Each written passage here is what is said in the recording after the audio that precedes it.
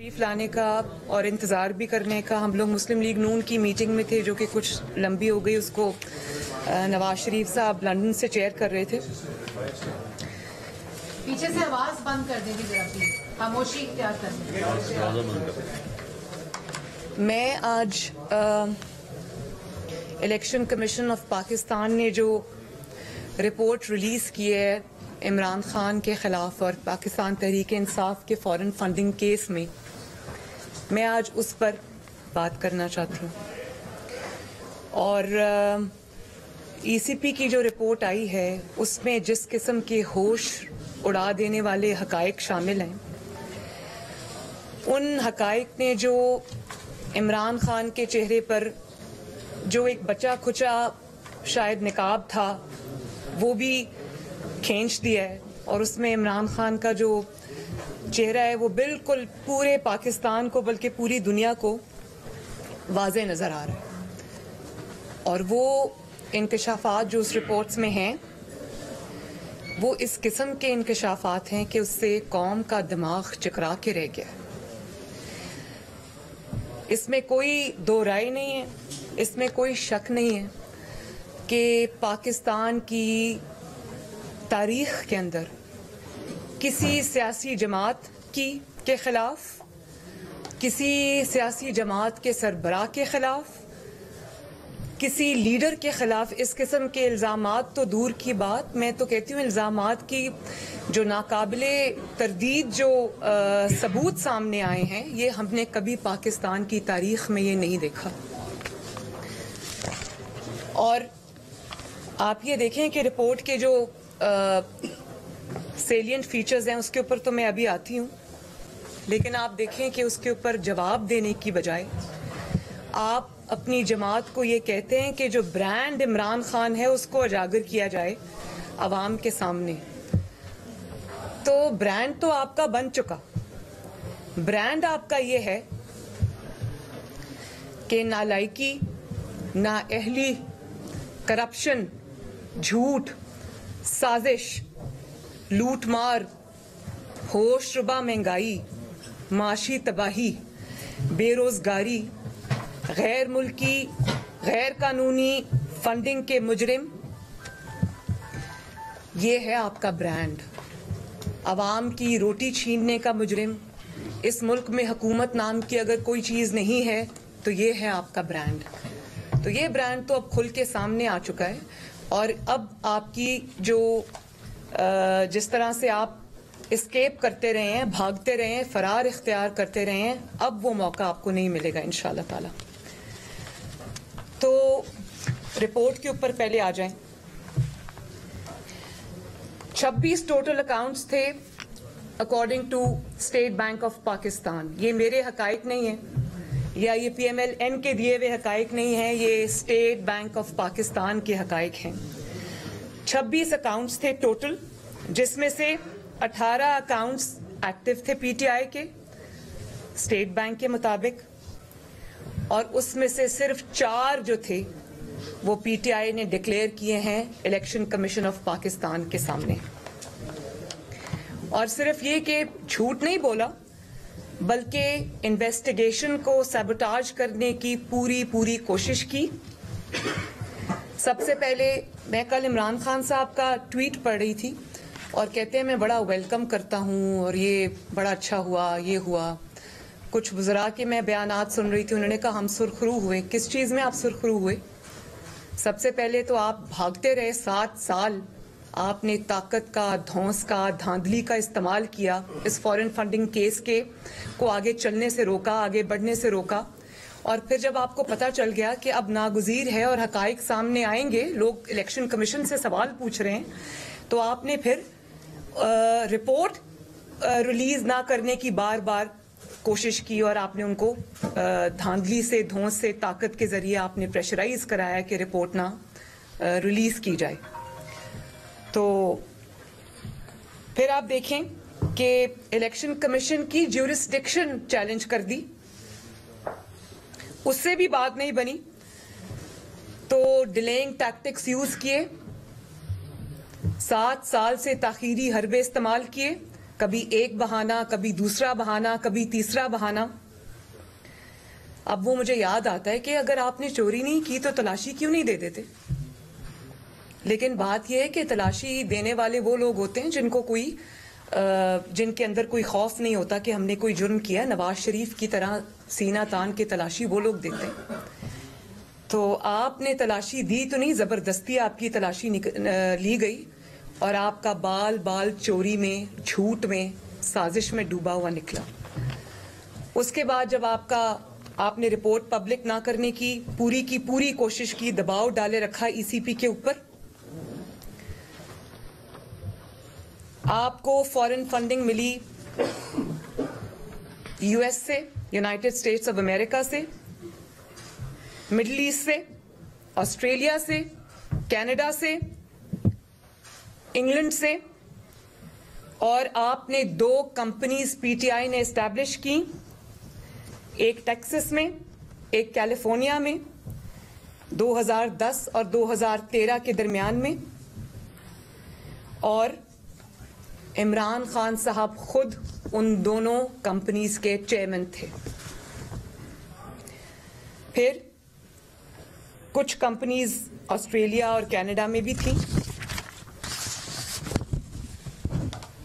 और आपने, यानी कि जो भी हुआ, इमरान खान साहब क्योंकि चेयरमैन थे, उनके जाती नोटिस में भी था, उनकी मर्जी से हुआ, उनके कहने पे हुआ। फिर उस रिपोर्ट के मुताबिक आपने न सिर्फ झूठ बोला बल्कि डिलिबरेट कंसीलमेंट और मिस डिक्लेरेशन, यानी कि जानबूझकर आपने हकायक को छुपाया और आपने झूठ बोला, मिस डिक्लेरेशन दी आपने, और फॉल्स सर्टिफिकेट्स आपने दिए, जमा कराई ईसीपी के अंदर। और सब पीटीआई की लीडरशिप की डायरेक्शन पे, इमरान खान साहब की डायरेक्शन पे ये सब कुछ किया गया। और फिर बात यहीं पर ख़त्म नहीं होती। पीटीआई के जो जमात के पास जो ज़ाती इनके मुलाजिम थे, उन 4 मुलाजमीन के नाम पर आपने पैसे मंगवाए इल्लीगली, और ऑफिस स्टाफ के नाम पर मंगवाए।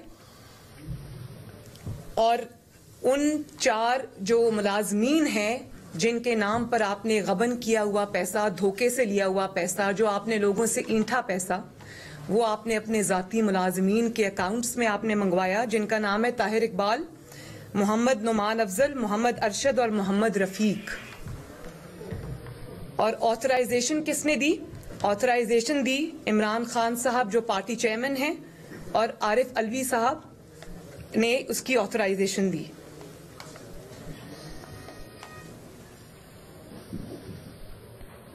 इमरान खान साहब प्रिंसिपल सिग्नेटरी हैं फॉरेन फंडिंग अकाउंट्स के।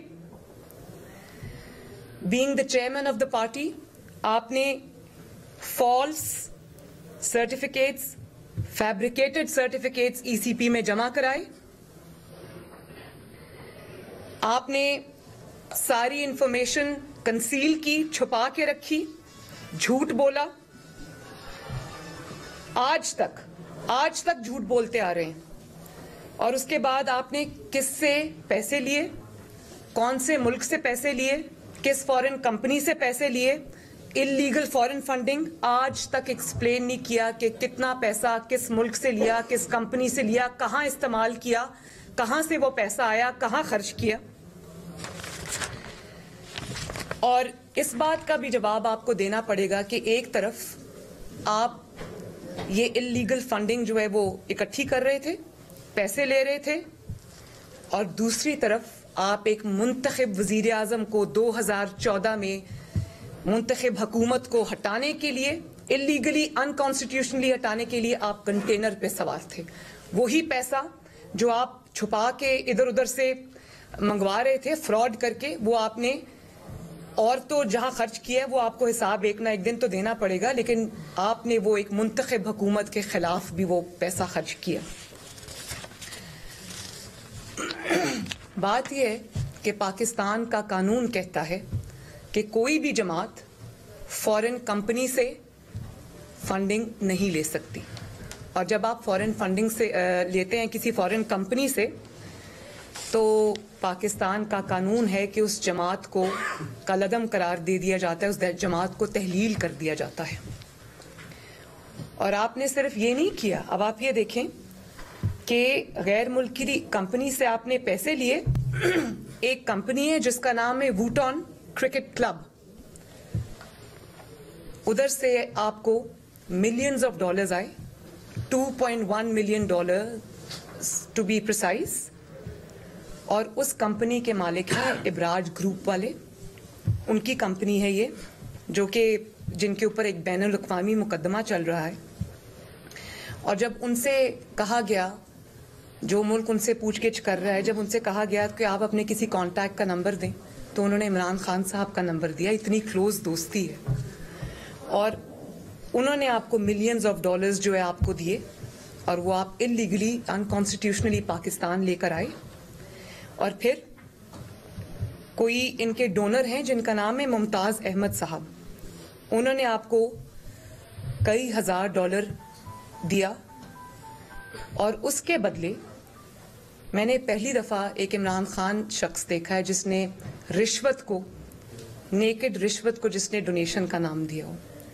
और आपने रिश्वत उसने दी, आपने ली, वो बात तो अलग है। लेकिन देखें, सबसे बड़ी जो यहाँ पर क्रिमिनल बात है, मुजरिमाना जहाँ पर आपने फेल किया, वो आपने ये किया कि एक तो आपने इलीगली लोगों से पैसे लिए, उसके बाद आपने सरकारी खजाने से, पाकिस्तान के अवाम के हार्ड अर्न्ड पैसे से, पाकिस्तान के अवाम के खून पसीने की कमाई से आपने उनको कॉम्पनसेट किया। उस $24,000 जो मुमताज अहमद साहब ने इनको दिया, उसको आपने नथिया गली में एक होटल का लाखों डॉलर का कॉन्ट्रैक्ट पकड़ा दिया। और फिर उसको कोई स्पेशल पोजीशन भी अपनी हुकूमत में अता की। तो अगर आपने उस रिश्वत का कोई नेमुल बदल उनको देना था, तो आपको ये हक किसने दिया है कि आप अवाम के जो पैसा है और जो टैक्स पेयर का पैसा है, आप उस पे उनको कॉम्पनसेट करें और उनको फेवर्स दें? ये हक आपको किसने दिया? बात यह है कि इतनी बड़ी चोरियां तो बड़ी हैं, लेकिन जिस दीदा दलेरी से और जिस सीना जोरी से वो चोरी की गई और उस पर जिस तरह झूठ बोला गया, मैं नहीं समझती कि इसकी मिसाल पूरे 74 या 75 ईयर्स में मिलती है। और हमें क्या सुनाया जाता था? हमें बारहा मज़हब का नाम इस्तेमाल किया जाता था, अपने जो काले करतूत है उनको छुपाने के लिए मज़हब का लिबादा उड़ाया जाता था। ये भी सबसे बड़ा जुर्म है। हमें हज़रत उमर की रज़ी अल्लाह ताला अन्हु की कहानियाँ सुनाई जाती थीं, उनके किस्से कोट किए जाते थे, बार बार रियासत मदीना का जिक्र किया जाता था। और हमें कहा जाता था कि ताकतवर कानून के नीचे होगा तभी इस मुल्क में तब्दीली आएगी। तो मैं आज ये पूछना चाहती हूँ कि आपने अपनी ताकत और धौंस और धांधली का इस्तेमाल करते हुए आपने क्यों 7 साल इस रिपोर्ट को रोके रखा? आपने क्यों इस जो इन्वेस्टिगेशन है उसको रोके रखा? आपने क्यों ईसीपी पर दबाव डाला कि वो इसको जो है वो ना इस पे आगे बढ़े, ना इसको रिलीज करे रिपोर्ट को? तो ताकतवर, जब आपके पास ताकत आई तो आपने ये इस्तेमाल किया ताकत का। हर किसी ने पाकिस्तान में जवाब दिया। नवाज शरीफ साहब ने अपनी 3 नस्लों का जवाब दिया, अपने नाकर्दा गुनाहों का जवाब दिया, मैंने जवाब दिया, मेरे आसपास जितने लोग बैठे हैं मुस्लिम लीग नून के, उन्होंने जवाब दिया। बाकी जमातों ने आपका जो अताब है, आपका जो इंतकाम है वो सहा। आप में कौन से सुरखाब के पर लगे कि आपकी जब बारी आती है आप चुप करके, झूठ बोल के, ताकत का इस्तेमाल करके आप एहतसाब से निकल जाते हैं? जब आपसे अभी बीआरटी का आज भी एहतसाब करने की इजाजत नहीं दी जा रही, जो बीआरटी पेशावर में बनी है, उस पर भी आपकी हुकूमत सांप भर के बैठी है। उसके बाद आप आ जाएं, जो गैर मुल्की तोहफे आपने लिए, गैर मुल्की सरबराहों से लिए, और आपने क्या जवाब दिया पाकिस्तान के अवाम को कि मैं नहीं दूंगा जवाब, मेरा जो करना है कर लो। इसी तरह आपने ईसीपी की रिपोर्ट को भी रोके रखा। और ना सिर्फ ये कि फॉरेन फंडिंग की जो आपने जिस तरह से झूठ बोला, गबन किया, आपने माफियाज की सरपरस्ती की, आटा माफिया, चीनी माफिया, LNG माफिया, बिजली माफिया, आपने उन सबको नवाजा। आपके राइट लेफ्ट आगे पीछे सब उन लोगों की एक माफियाज की सरपरस्ती है और आपने उनको मजबूत भी किया और आपने उनकी तरफ से आंखें बंद किए रखी। पाकिस्तान के अवाम उसको भुगतते रहे। उन्हीं की वजह से ये महंगाई आज जो आप देख रहे हैं, महंगाई का जो सैलाब आया पाकिस्तान में, वो सब इमरान खान के माफियाज की वजह से आया।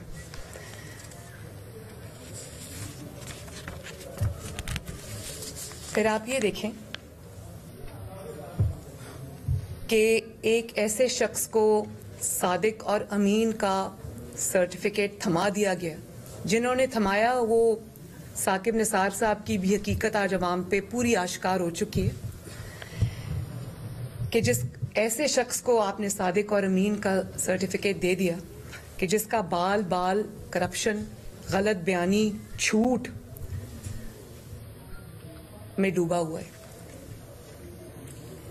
साकिब निसार साहब से भी मैं पूछना चाहती हूँ कि आज आपका वो सदाकत और अमानत का सर्टिफिकेट कहाँ स्टैंड करता है? पूरी दुनिया आपके ऊपर आज थू थू कर रही है कि आपने 22 करोड़ अवाम के मुल्क की हुक्मरानी एक ऐसे शख्स को दे दी जिसने इतने बड़े बड़े फ्रॉड किए हुए हैं और फिर उन फ्रॉड्स को ताकत के नीचे दबाया हुआ है।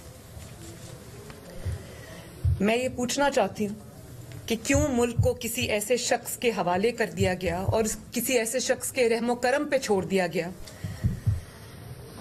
जिसने चोरी की, फ्रॉड किया, झूठ बोला, छुपाया, अपने गुनाहों को छुपाया, अपने दोस्तों के गुनाहों को छुपाया। गुनाहों की फहरिस्त यहीं पर खत्म नहीं होती।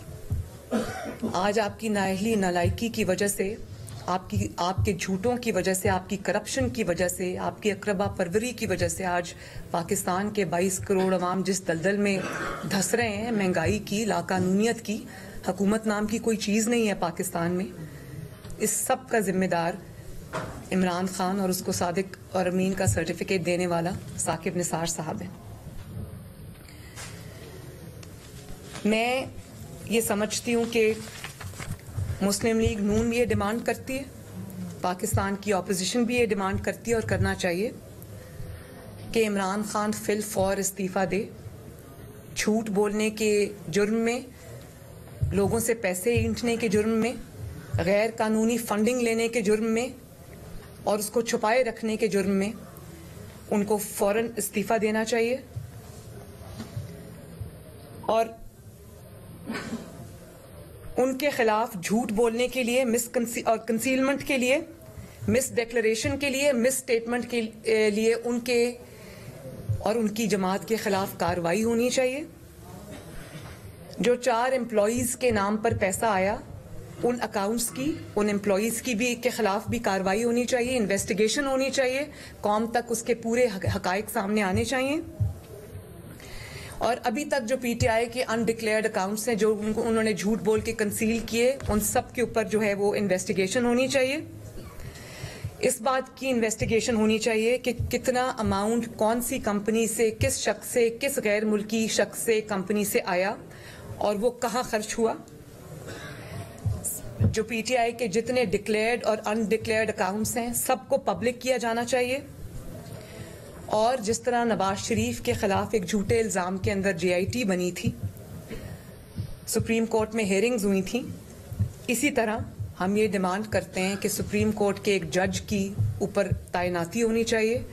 रोजाना की बुनियाद के ऊपर इमरान खान का केस चलना चाहिए। रोजाना की बुनियाद के ऊपर जिस तरह हमने भुगता है, और हमारे पर तो इल्जाम साबित नहीं हुआ ना, इकामा निकल आया, इनके ऊपर तो ये इल्जाम साबित हो चुके हैं। तो अब ECP का इम्तहान है कि सिर्फ ECP का काम रिपोर्ट आउट करना नहीं है, उस पर भी वो शाबाश के मुस्तहिक है कि उन्होंने प्रेशर को सस्टेन किया, प्रेशर को उन्होंने इनकार किया।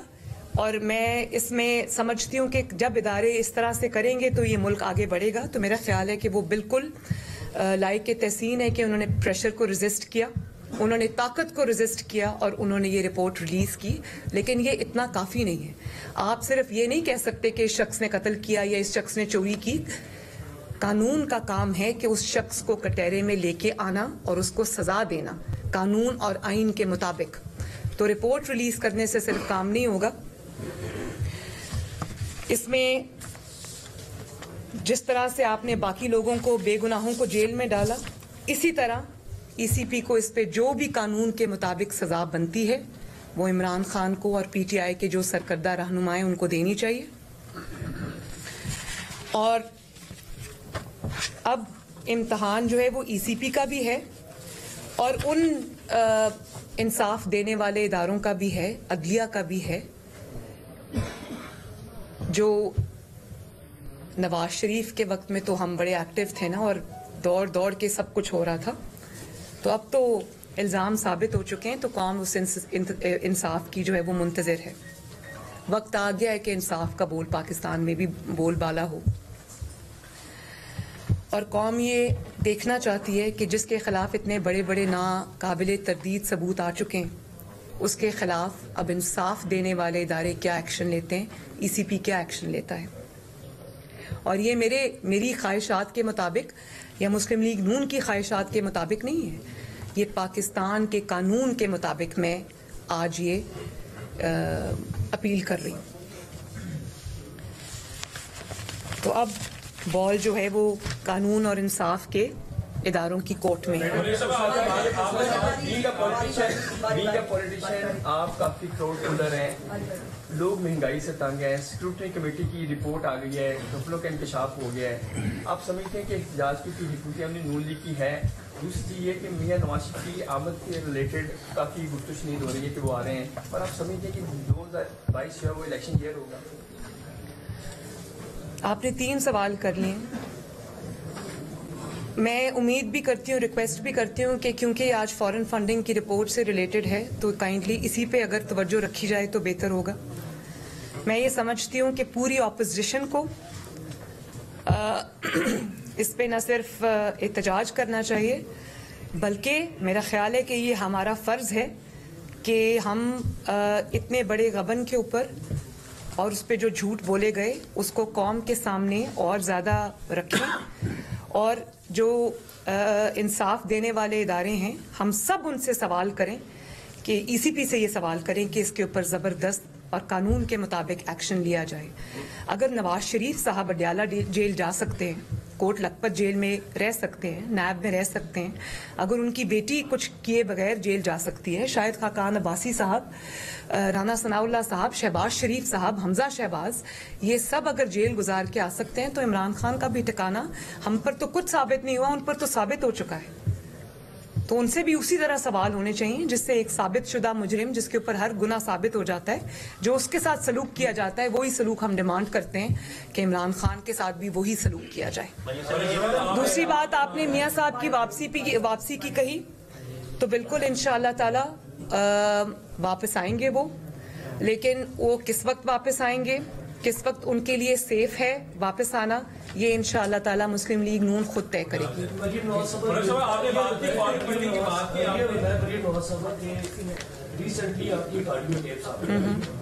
जिसमें आप बात कर रहे हैं और इस बातचीत पे साथियों को ये लफ्ज इस्तेमाल किए भौंकने वाले कुत्ते, क्या आप इस लफ्ज पर माजरत करती हैं कि ये लफ्ज इस्तेमाल हुआ है साथियों के लिए, ये वाकई दुरुस्त लफ्ज है कि ये लफ्ज इस्तेमाल नहीं होना चाहिए था?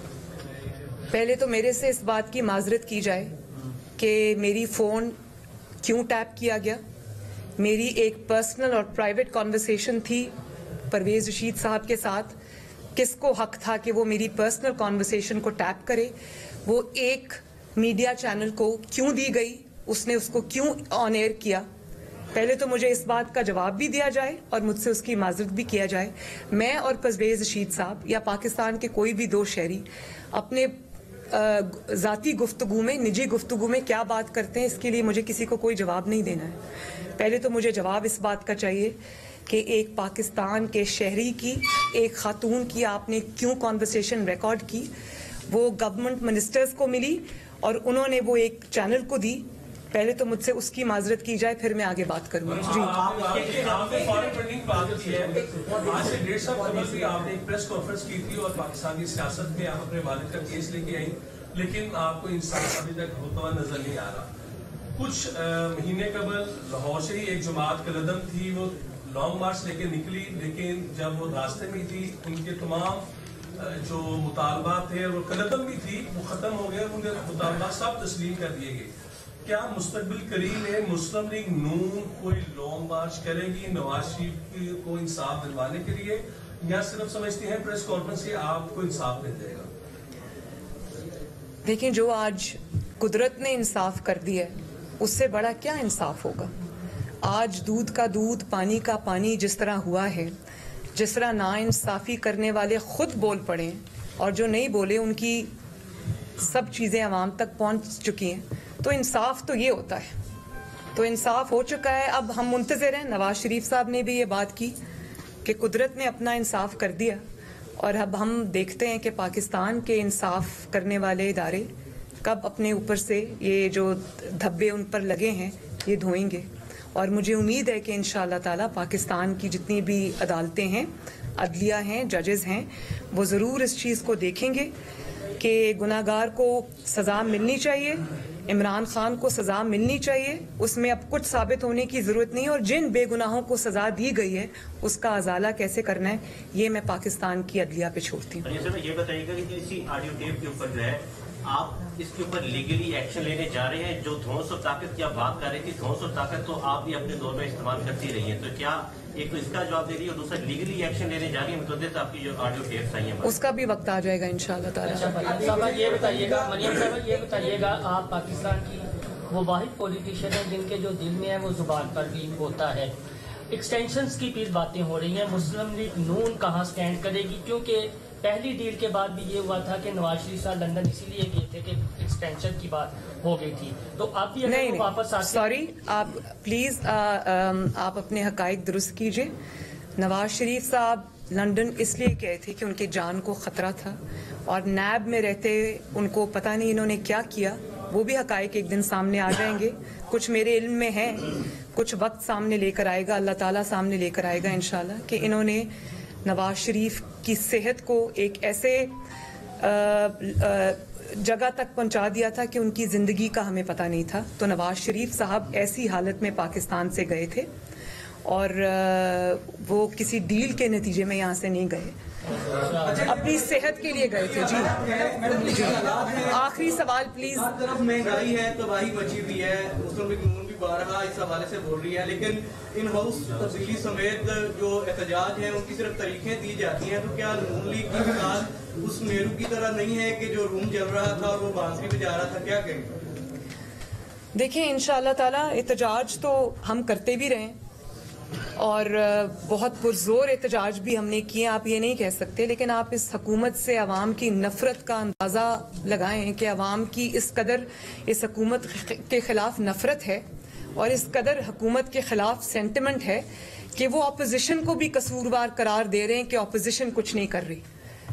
तो ये उसकी नफरत का आलम है जो अवाम की इस हुकूमत और इमरान खान के साथ है। तो इंशाअल्लाह ताला पूरी कोशिश ये करनी भी चाहिए, ऑपोजिशन को सर जोड़ के बैठना चाहिए कि किस तरह से अवाम की शिकायत का अजाला हो और जितनी जल्दी हो उतना बेहतर। टेप जो है वो सामने आती है, क्या वाकई लोग आपसे बहुत खौफजदा हैं कि बार-बार, और आपने एक दफा प्रेस कॉन्फ्रेंस में कहा था कि आपके पास भी वीडियोस हैं, वो क्या लाएंगे सामने? यानी वो जायज है टेप करना? साकब निसार की जो ऑडियो, मैंने तो किसी की कोई टेप नहीं की, मैंने किसी की कोई टेप नहीं की। वो बट तो नॉन लीग का ही है नहीं, लेकिन वो मैंने नहीं की भाई।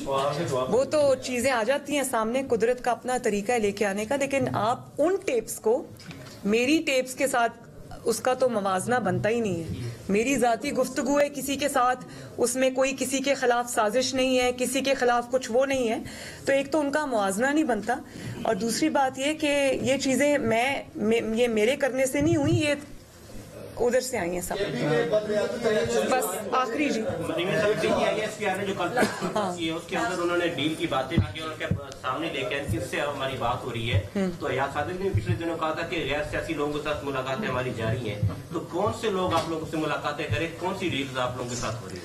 भाई मुझे ऑनेस्टली नहीं पता कि जो अयाज सादिक साहब ने क्या बात की है और किसकी तरफ उनका इशारा था, मैं नहीं जानती। जब तक मैं उनसे ना पूछ लूं मैं उसके बारे में कुछ कह नहीं सकती।